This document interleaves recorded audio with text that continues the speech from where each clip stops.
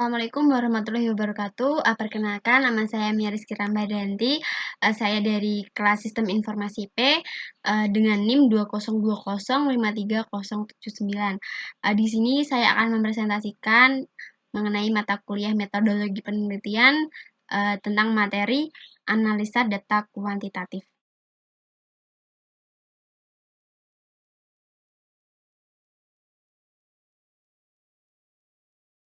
Di sini kita ke pengumpulan data terlebih dahulu. Data merupakan kumpulan dari nilai-nilai yang mencerminkan karakteristik dari individu dari suatu populasi. Data biasa berupa angka, huruf, suara, maupun gambar.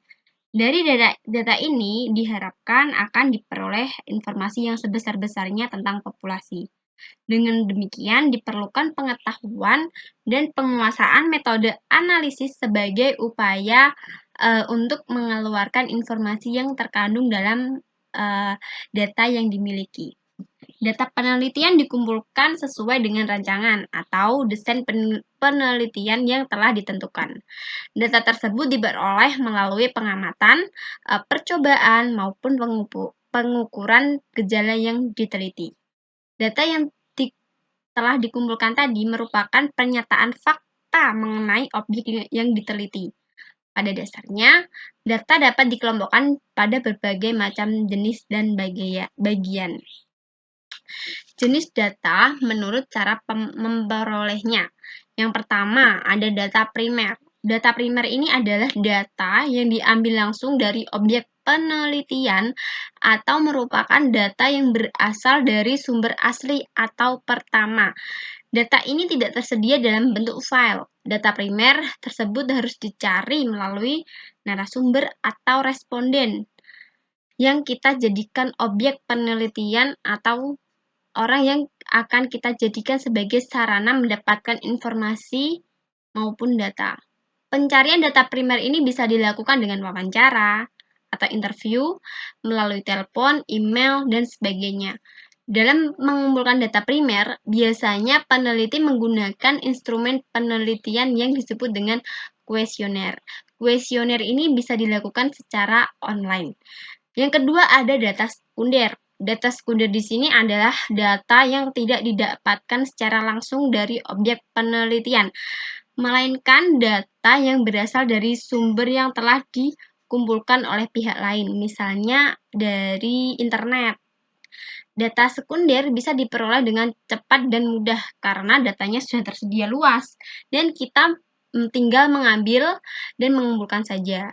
Data sekunder dapat kita kumpulkan dari perpustakaan, perusahaan, organisasi perdagangan, biro pusat statistik, dan kantor-kantor pemerintahan seperti Badan Pusat Statistik, data hasil riset, data dari perusahaan, dan lain sebagainya.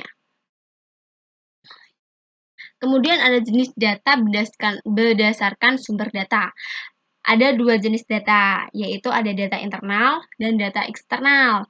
Data internal ini adalah data yang menggambarkan situasi kondisi pada suatu organisasi secara internal. Misalnya, ada data keuangan, ada data pegawai, ada data produksi, dan sebagainya. Data internal adalah data yang menggambarkan situasi serta kondisi yang di luar organisasi.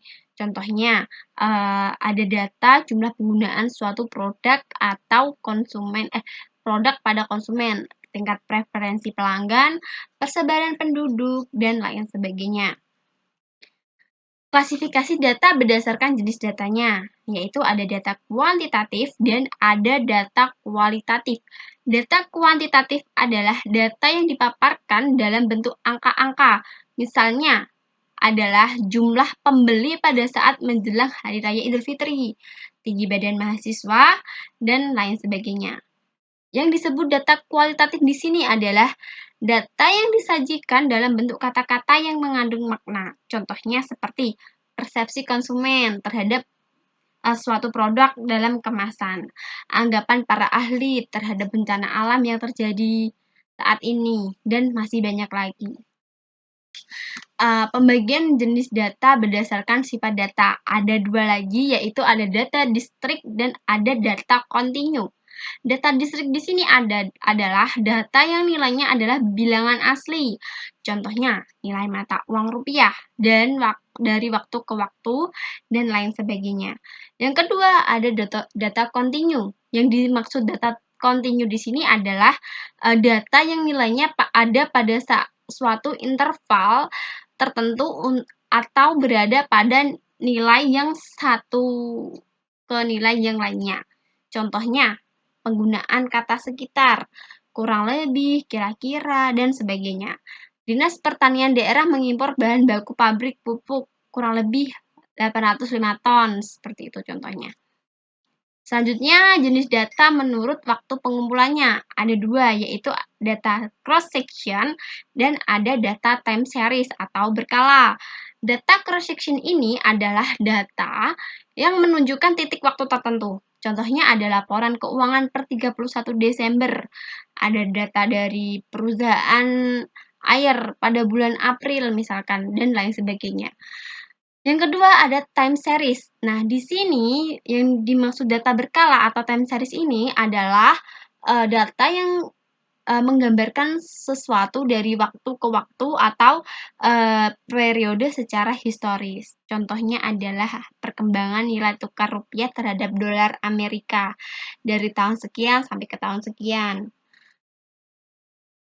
Selanjutnya ada metode observasi. Metode observasi merupakan salah satu cara yang bisa digunakan untuk mengumpulkan data.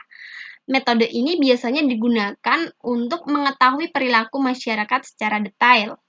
Ada perbedaan keunggulan observasi jika dilakukan untuk mengumpulkan data. Antara lain ada sebagai berikut. Yang pertama, cocok untuk perilaku nonverbal. Yang kedua, lingkungan alami. Yang ketiga, analisis longitudinal. Untuk kelemahan metode ini ada 4, yaitu kurang terkendali atau lack of control. Yang kedua, sulit dikuantifikasikan. Yang ketiga, peneliti memberi skor terhadap pendapat yang diberikan. Yang keempat, ukuran sampelnya termasuk kecil. Kemudian ada tabulasi data. Nah, untuk data yang dikumpulkan selanjutnya diklasifikasikan dan diorganisasikan secara sistematis serta diolah secara logis menurut rancangan penelitian yang telah ditetapkan. Pengolahan data diarahkan untuk memberi argumentasi atau penjelasan mengenai tesis yang diajukan dalam penelitian. Berdasarkan data atau fakta yang diperoleh. Apabila ada hipotesis, pengolahan data diarahkan untuk membenarkan atau menolak hipotesis. Dari data yang sudah terolah, kadang dapat dibentuk hipotesis baru. Apabila ini terjadi, maka siklus penelitian dapat dimulai lagi untuk membuktikan hipotesis baru. Data biasanya didapatkan dengan cara survei, observasi, dan lain sebagainya. Setelah kita mendapatkan data,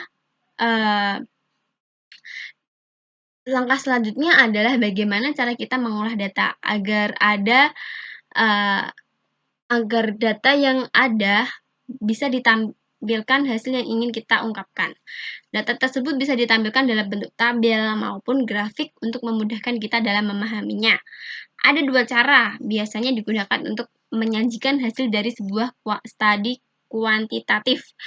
Cara yang pertama adalah membeberkan angka-angka dalam sebuah tabel atau daftar. Dan cara yang kedua adalah menyajikan grafik. Sebagian besar orang lebih menyukai tampilan grafik dengan alasan berbagai macam. Di samping menarik, dari segi warna dan bentuknya, dalam banyak hal penggunaan lebih informatif.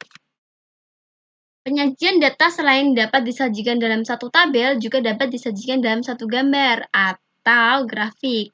Penyajian data dalam bentuk tabel bisa disajikan dalam beberapa arah, antara lain tabel satu arah atau one-way tabel, yaitu tabel yang hanya memuat satu keterangan saja. Tabel dua arah atau two-way tabel ialah tabel yang menunjukkan hubungan antara dua hal yang berbeda, dan tabel yang ketiga arah atau three-way tabel, yaitu tabel yang menunjukkan pada 3 hal yang berbeda. Penyajian data dalam bentuk gambar dapat memudahkan dalam mengambil kesimpulan dengan cepat. Ada beberapa grafik, antara lain ada grafik garis atau line chart, ada grafik batang atau bar chart, grafik lingkaran atau pie chart, grafik gambar atau piktogram, dan lain sebagainya.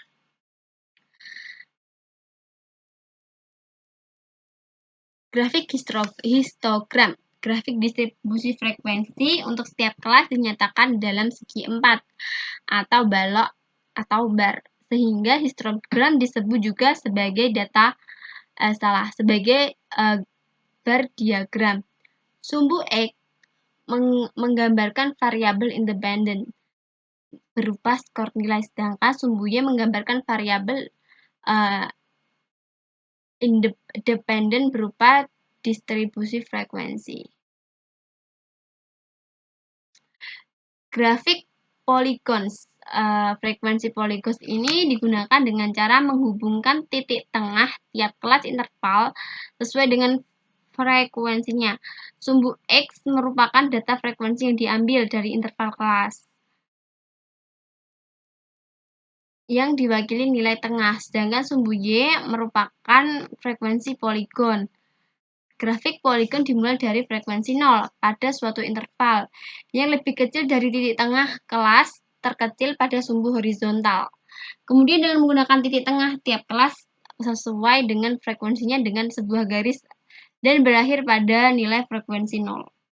Pada suatu interval lebih besar dari titik tengah kelas terbesar pada sumbu. Grafik batang dan ogive. Grafik ini digunakan untuk mengukur tendensi pusat dan dapat digunakan mean, median, maupun metode yang berfungsi untuk menunjukkan posisi pusat dari nilai distribusi frekuensi serta mewakili seluruh nilai observasi. Ini merupakan contohnya dari grafik batang dan ogive.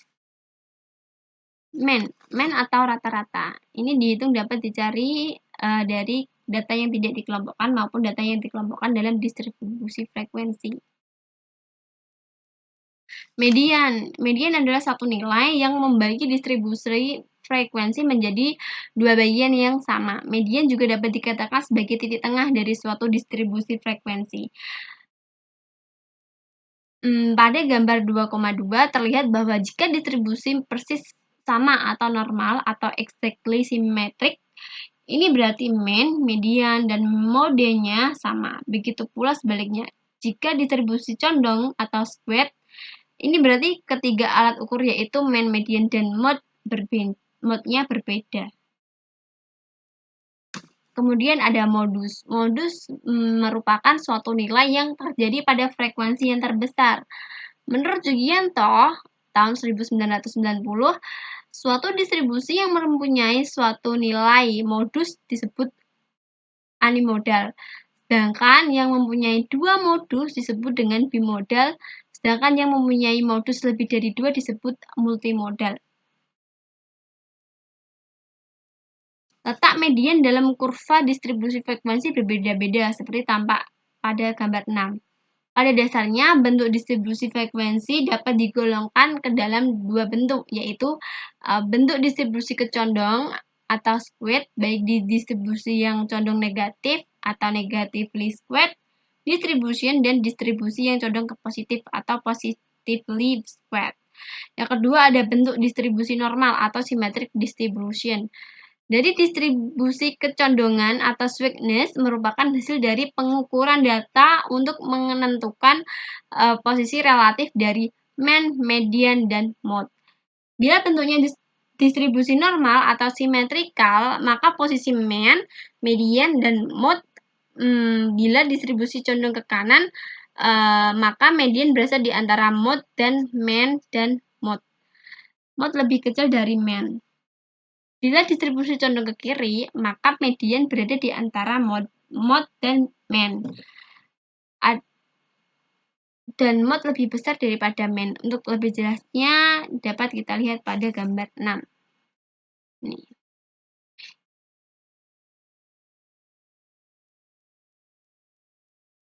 Prosedur penggunaan tabel grafik.